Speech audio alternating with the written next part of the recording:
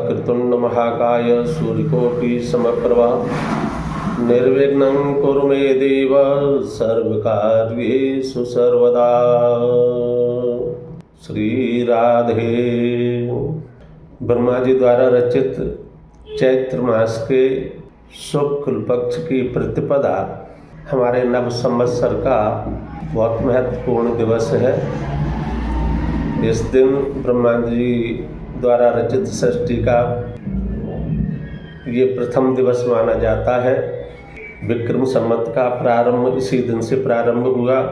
युगाद दुष्टर संवत इसी दिन से प्रारंभ हुआ। श्री राम जी का राज्याभिषेक भी इसी दिन हुआ और इसी दिन भारतीय संस्कृति के नवरात्रे का जो पर्व है, वासंतिक नवरात्रे का जो पर्व है, वो इसी दिन से प्रारंभ होता है।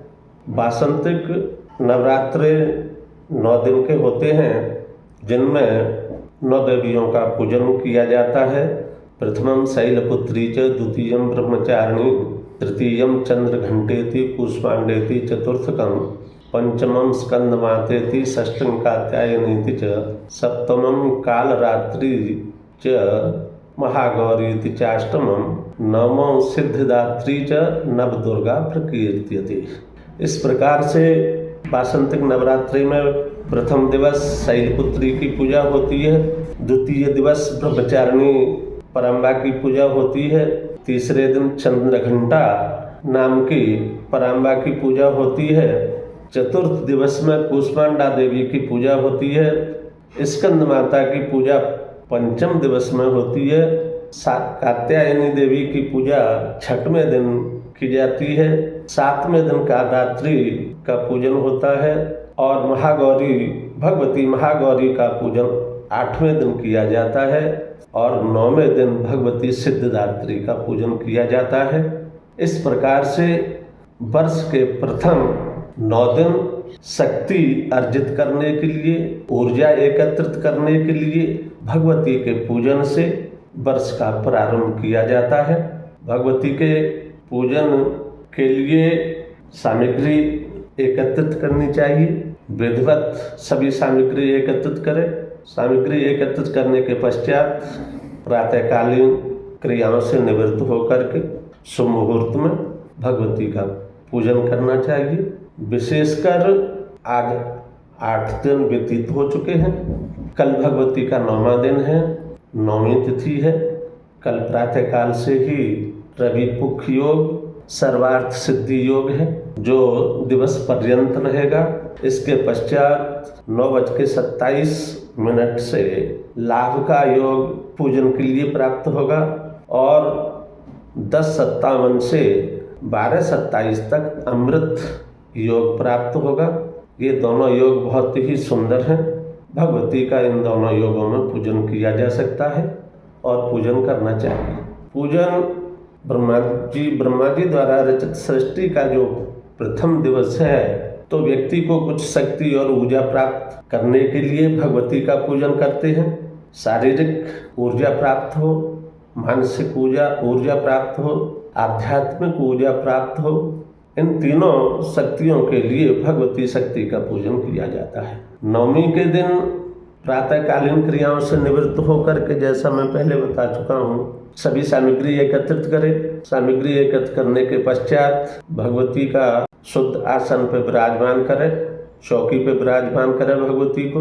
जो 9 दिन पर्यंत व्रत करते हैं वो प्रथम दिवस में ही अपना स्थापित कर लेते हैं, लेकिन 9वीं वाले दिन अगर कोई पूजन करना चाहता है तो भगवती को सर्वप्रथम आसन पर विराजमान करें और विराजमान करके स्वस्ति वाचन संकल्प की क्रिया करें और उसके बाद सर्वप्रथम गणेश जी का पूजन करें और गणेश जी का पूजन करने के बाद पंचांग पीठ का पूजन करें और पंचांग पीठ के पूजन के उपरांत भगवती महाकाली, महालक्ष्मी, महासरस्वती स्वरूपिणी दुर्गा देवी का पूजन करें। भगवती के पूजन के लिए सर्वप्रथम उनको स्नान कराएं। स्नान के पश्चात उनको इत्र वगैरह दिया जाता है, वस्त्र दिए जाते हैं।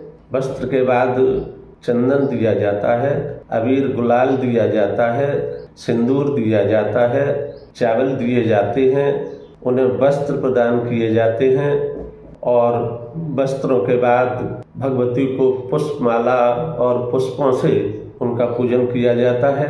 इसके पश्चात दीपक, धूप और दीप से उनका पूजन किया जाता है।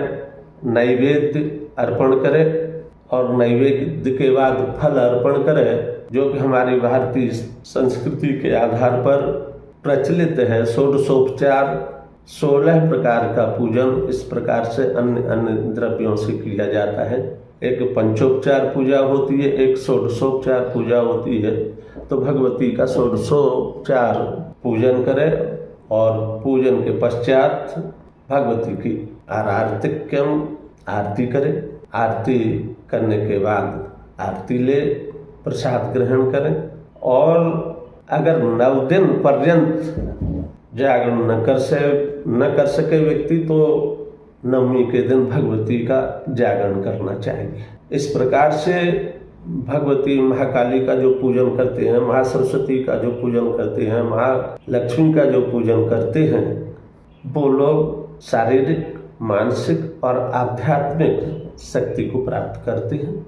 इस शक्ति को प्राप्त करने के पश्चात, इस ऊर्जा को प्राप्त करने के पश्चात ऊर्जा को धारण करने वाला व्यक्तित्व भी होना चाहिए, क्योंकि जब व्यक्ति के अंदर ऊर्जा आती है, शक्ति आती है, तो हमारे यहाँ एक श्लोक है कि विद्या विवादाय धनम मदाय शक्ति परेशान परिपीडनाय खलस्य साधो विपरीतमेतत् ज्ञानाय दानाय च रक्षणाय। तो यहाँ पर जब व्यक्ति के अंदर 2 प्रकार के व्यक्ति होते हैं, एक दुष्ट हुआ करते हैं और एक साधु और सज्जन हुआ करते हैं। जब दुष्ट व्यक्तियों के पास ये ऊर्जा आती है, अगर विद्या आती है, तो वो विवाद में व्यतीत कर देते हैं, व्यर्थ कर देते हैं। धन आता है तो घमंड करके उसका सर्वनाश कर देते हैं, और शक्ति आती है तो दूसरे को परेशान करने में उसे परेशान कर देते हैं, पर दूसरे को परेशान करते हैं। लेकिन साधु और सज्जन व्यक्ति होते हैं, उन पर अगर विद्या आती है तो उससे ज्ञान का प्रसार करते हैं, शक्ति आती है तो उससे दूसरों की रक्षा करते हैं, और अर्थ आता है तो उसका सदुपयोग करके दान देते हैं, गरीबों को दे करके संतुष्ट किया करते हैं।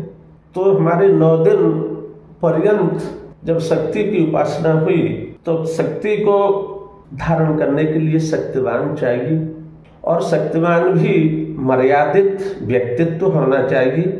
मर्यादित व्यक्तित्व के लिए इसी वासंतिक नवरात्रा के अवसर पर नवमी के दिन भगवान राम का अवतरण हुआ, जो बाद में एक मर्यादा पुरुषोत्तम कहलाए। भगवान राम ने साक्षात विष्णु का अवतार थे, सभी शक्तियों को लेकर के उत्पन्न हुए थे, अवतरित हुए थे, और उन्होंने अपनी शक्तियों से जनता का उपकार किया, प्रजा का भला किया, प्रजा का उपकार किया, और उनके साथ में एक कर्मठ और सात्विक कार्य में दक्ष विद्वान सहयोगी सेवक पूर्णमासी को हमारे अंजनी पुत्र श्री हनुमान जी का अवतरण होता है। इस प्रकार से प्रतिपदा से लेकर के और पूर्णमासी पर्यंत मर्यादा पुरुषोत्तम श्री भगवती की आराधना में तत्पर होकर के शक्ति को प्राप्त करके भगवान नवमी के दिन भगवान राम ने जन्म लिया, और इसके पश्चात पूर्णमासी को हनुमान जी का अवतरण हुआ। बोलो श्री रामचंद्र भगवान की जय, बोलो हनुमान जी महाराज की जय। श्री राधे।